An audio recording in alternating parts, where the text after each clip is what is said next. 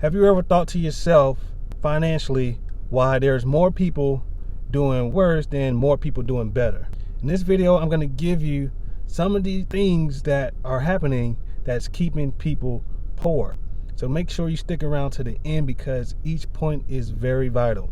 I want to start by saying that there is really not an excuse to be poor, because in today's society we have the internet and there are so many options available in order to make income from it. Also, there's so many options and so many avenues you can go down business wise in order to bring income into your home. But let me go ahead and start. The first way that they keep people poor is a lack of financial education. Financial education is the very first point that you have to get a hold of in order to be successfully financially literate. They do not teach financial education in schools, at least not that I know of. Maybe in a college course that is specific to that, but as far as ages 17 and under, that's not being taught in school. Most people are not being taught that in the homes. So they go through life not knowing how to financially be literate and how to financially take advantage of the options that are available out there. Education is vital.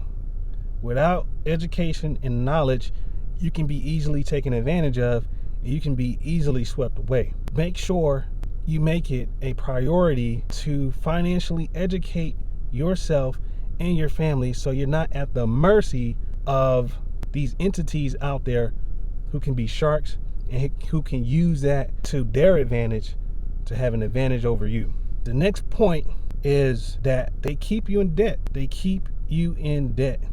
Debt is not good. Debt is not something that you want to have on your name. Debt can eat up your finances. Debt can keep you stagnant. Debt can keep you from moving forward in the things that you want to do and desire to do. Now, there is a such thing as good debt, but again, you have to be financially educated on good debt and bad debt. Good debt is debt you can use to make more money, pay off that debt, and keep the profit that you made from that. But that's for another time. Me personally, I'm not a fan of debt whatsoever, but that's not everybody's story. It's not everybody's situation. Some people have to do what they have to do in order to get to the level that they want to get to. Make sure you wipe out every debt that you have. Be intentional. Make sure you're not overspending. Make sure you're keeping up with your finances. You're keeping up with what's in your bank account. If you're not doing these things, you can be blindsided.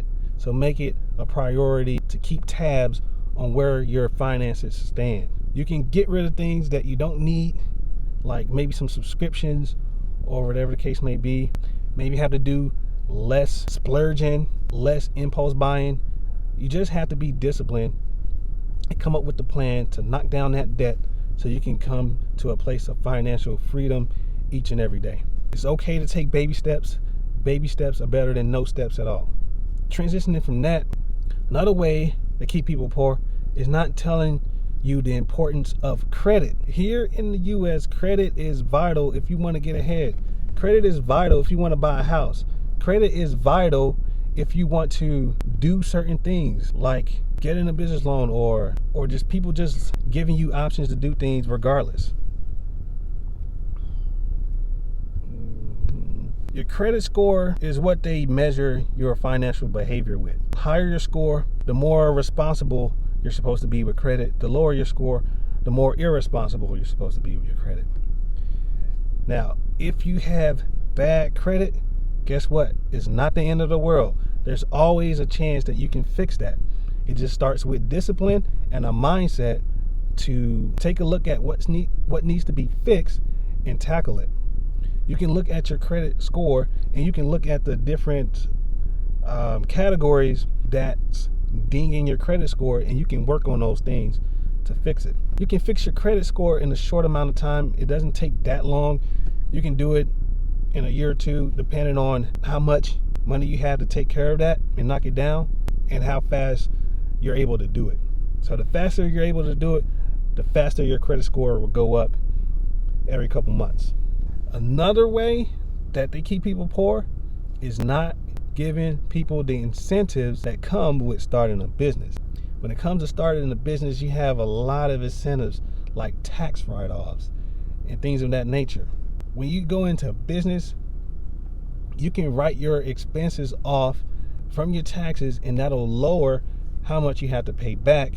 And that is a strategy most businesses use in order to not pay an exuberant amount of taxes. And another thing you can use is business credit.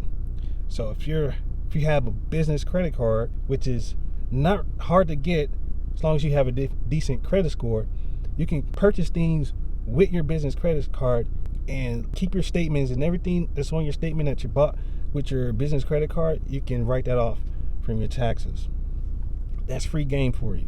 Having a business is a beautiful thing, and you can use it for your leverage and for your advantage to get these governmental incentives that exist. Now, starting a business is work, and it does require dedication, but it's not hard at all. What I tell people is, once you understand the concept of selling a product that people want or people need, you're going to be on your way to business success. Remember, sell what people want or need, not what you think they want or think they need, but what the market actually tells you that they want. Now, if you're interested in starting a business, the best business to start up with little to no money is e-commerce. E-commerce is the business of selling things online. The beauty of e-commerce is low cost to get started, and there's little to no overhead. E-commerce was my gateway into entrepreneurship, and it taught me a lot. It taught me how to market. It taught me how to say the right things to get people to buy. It taught me how to generate leads. It just taught me a whole plethora of things that I can transfer into other avenues. There's a plethora of businesses that you can start, but e-commerce, in my humble opinion, is the best one to start because you don't need a whole lot of capital to start. Now, if you want to start an online business through e-commerce, selling your own product, starting your own brand, or drop shipping, or whatever the case may be, make sure you go to graceforsuccess.com. On there, I show you the tips and tricks and the tools you can use to start an online business successfully. On there, I show you how to get people to your website, and when they get to your website, how to get them to buy and how to get them to buy more so you can have a high conversion rate. So if that's interesting in you, definitely check out graceforsuccess.com. It's a very inexpensive course, but it has a great wealth of information and knowledge that you can use to get started. So make sure you like this video.